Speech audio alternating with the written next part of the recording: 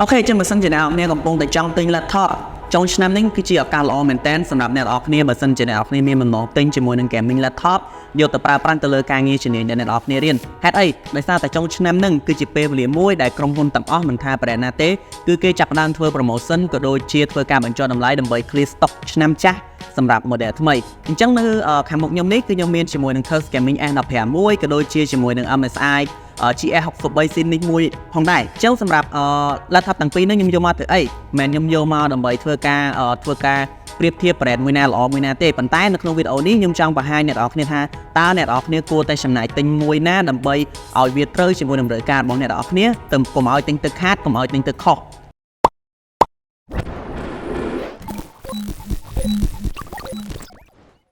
អញ្ចឹងនៅខាងមុខខ្ញុំនេះគឺមាន laptop 2ដែលមានជាមួយនឹង Curve Gaming S15 FX 507 C4 មួយជាមួយនឹង MSI GF 63 Sin 11 UC មួយ laptop ទាំងពីរនេះសុទ្ធតែមានតម្លៃក្រោម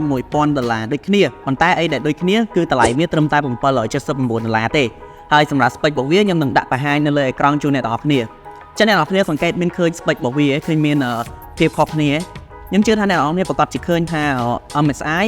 គឺតម្លៃដូចជាមួយនឹង Asus ដែរប៉ុន្តែគ្រាន់តែថា spec របស់វាគឺបានធំមែនតើបានរហូតដល់ Core i7 ជំនាន់ទី12អញ្ចឹងសម្រាប់ laptop ទាំងពីរហ្នឹងគឺមានអីខុសគ្នាច្រើនទេតម្លៃវាដូចគ្នាគ្រាន់តែខុសគ្នា spec បន្តិចតួចតែខ្ញុំគិតថាមិនមែនបន្តិចតួចទេព្រោះថា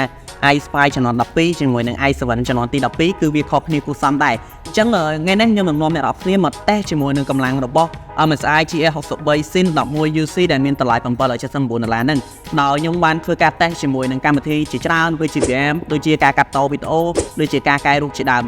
អញ្ចឹង game ដែលខ្ញុំបានតេស្តគឺខ្ញុំបានតេស្តជាមួយនឹង game 4ប្រភេទ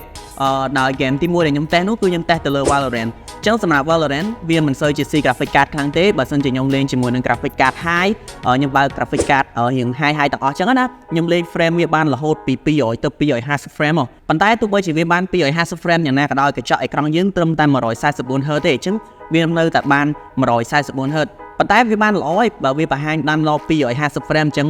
មានន័យថាកម្លាំងរបស់កញ្ចក់របស់វាគឺធ្វើការបានទាំងអស់ចំណែកឯ GTA 5ខ្ញុំបើក graphic high ultra ជាមួយនឹង RTX on គឺខ្ញុំបាន60 frame ថេតែម្ដងចំណែក Spider-Man វិញ Spider-Man ខ្ញុំបានតេស្តលេងប្រហែលជាខ្ទង់1ម៉ោងជាងដែរហើយខ្ញុំសង្កេតឃើញថា frame rate របស់វាបានចន្លោះពី40ទៅ60ថេហ្នឹងសម្រាប់ graphic high ហើយ game ចុងក្រោយដែលខ្ញុំតេស្តនោះគឺ game សេរីចាស់ដែរតែក៏វាមិនចាំងណាដែរដូចជា God of War ហ្នឹងគឺខ្ញុំតេស្តខ្ទង់1ម៉ោងជាងដែរសម្រាប់ frame rate ដែលខ្ញុំទទួលបានគឺបានចន្លោះពី60ទៅ80ថេដែរអញ្ចឹងវាជាបន្ទុកមួយដែលល្អសម្រាប់យើងយកទៅលេង game អាហ្នឹង game ដែលខ្ញុំតេស្តចុះសម្រាប់ការងារផ្សេងៗទៀតវិញឧទាហរណ៍ដូចជាការកាត់វីដេអូខ្ញុំកាត់នៅលើ Adobe Premiere Pro 2023ខ្ញុំកាត់ជាលក្ខណៈ Full HD 60 frame ខ្ញុំឃើញថាវា smooth មែនតើមិនថាខ្ញុំទាញចុះទាញឡើងខ្ញុំចាក់ color ឬក៏ខ្ញុំ add effect add ជាមួយនឹង timeline ផ្សេងទៀតចូលគឺវាអត់មានពាក្យអីទេហើយតាក់ទងជាមួយនឹងការចាក់ color វិញការចាក់ color ក៏វាមិនណយដែរកញ្ចក់របស់ MSI មួយនេះគឺឃើញថាការបង្ហាញពន្លឺក៏ដូចជា color ដែលយើងចាក់នៅលើ Lightroom ហើយយើង export ចេញមកវិញក៏ឃើញថា color របស់វាត្រឹមត្រូវបានច្រើនដែរអាហ្នឹងវាជាចំណុចល្អជាច្រើនដែលមាននៅក្នុង model MSI GF 63 Sin មួយនេះហើយអ្នកនរគ្នាគិតមើលទៅតម្លៃត្រឹមតែ$779ទេអ្នកនរគ្នាអាចយកទៅកាត់តវីដេអូបានលេង game បានអីមួយអែមចុះក្រៅពីការងារទាំងអស់ហ្នឹងសួរថាយើងយក laptop ហ្នឹងទៅប្រើការងារបានអីគេទៀតអញ្ចឹងសម្រាប់ការងារក្រៅពីខ្ញុំ mention ខាងលើមានដូចជាសំណង់ civil អគ្គិសនី IT ឬក៏ mechanic អីហ្នឹងគឺគាត់សុទ្ធតែអាចយក laptop ហ្នឹងបានចុះចំណែក aesthetic មិនដែរសម្រាប់ spec មួយហ្នឹងសម្រាប់ Core i7 ជំនាន់12ជាមួយនឹង graphic card 3050អូខេបើសិនជាអ្នកគ្នាស្ទើរ budget ក្នុងការទិញ laptop ដែលមាន graphic card ធំអញ្ចឹងបើសិនជាអ្នកគ្នាទិញចង់យកទៅរៀនឆ្នាំទី1ទី2ទី3ទី4អីចឹងណាអញ្ចឹងអ្នកគ្នាអាចក៏យកជាមួយនឹងវាប្រើបានសិនដែរថាយើងប្រើ 3-4 ឆ្នាំសិនចាំពេលក្រោយយើង upgrade ឬក៏យើងបដូរ laptop ប្រើហ្នឹងក៏បានដែរហ្នឹងសម្រាប់អ្នកខ្វះខាត budget ប៉ុន្តែសម្រាប់អ្នកដែលមាន budget ក្រោម$1000ខ្ញុំជឿថា laptop មួយនេះគឺល្អ the best សម្រាប់អ្នកនរគ្នាឯងព្រោះថាបន្ទុកដែលខ្ញុំតេស្តជាមួយនឹង game ជាមួយនឹងការកាត់វីដេអូជាមួយនឹងការចាក់ color អីគឺសុទ្ធតែបានមកល្អមែនតើហើយដូចជាវីដេអូមុនដែលវីដេអូដែលខ្ញុំបានផុសការពីលំបាកខ្ទង់ថ្ងៃ20ជាងហ្នឹងអាហ្នឹងគឺជា result មួយដែលខ្ញុំបានពីការកាត់វីដេអូហ្នឹងទៅលើ model laptop MSI GF 63 Sin ហើយអ្នកនរគ្នាអាចចូលទៅមើលបាននៅក្នុងវីដេអូហ្នឹងថាតើសមត្ថភាព laptop ប៉ុណ្ណឹងអាចកាត់វីដេអូប៉ុណ្ណឹងអ្នកនរគ្នាគួរឲ្យជឿអត់អញ្ចឹងសម្រាប់ការកាត់តការលេង game ការអីគឺខ្ញុំបានតេស្តអស់ហើយអញ្ចឹងបើសិនជាអ្នកនរគ្នាសួរថាតើ laptop ទាំងពីរហ្នឹងវាខុសគ្នាបែបណាវាមួយណាល្អជាងមួយណាចម្លើយរបស់ខ្ញុំគឺខ្ញុំអត់គិតថាមួយណាល្អជាងមួយណាទេ Asus TUF Gaming លក្ខណៈថា spec របស់វាយើងទាបជាង MSI មែនប៉ុន្តែសម្រាប់រូបរាងរបស់វាក៏ដូចជាជាមួយនឹងការ design របស់វាគឺស្អាតម្យ៉ាងទៅចំណែកឯ model MSI ដែលនៅខាងស្ដាំដៃខ្ញុំគឺ MSI GF 63 UC ឃើញថារូបរាងវាសាមញ្ញអូខេអាចទទួលយកបានសម្រាប់រូបរាងប៉ុណ្ណឹងប៉ុន្តែគឺវាមានកម្លាំងខ្លាំងអ្នកនរគ្នាគិតមើល i7 ជំនាន់ទី12ជាមួយ graphic card 3050កញ្ចក់ 15.6 inch 144Hz